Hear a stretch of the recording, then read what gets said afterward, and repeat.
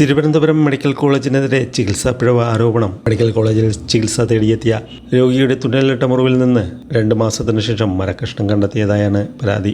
ഭരതന്നൂർ കരിങ്കട സ്വദേശിയായ മധുവിൻ്റെ ഇടതുകാലിലെ തുന്നലിട്ട മുറിവിൽ നിന്നാണ് 2 മാസത്തിനു ശേഷം 5 സെൻറ്റിമീറ്റർ നീളമുള്ള മരക്കഷ്ണം കണ്ടെത്തിയത്. മാർച്ച് 21-നാണ് മരത്തിൽ നിന്ന് വീണ് പരിക്കേറ്റതിനെ തുടർന്ന് മധു മെഡിക്കൽ കോളേജിൽ ചികിത്സ തേടിയത്.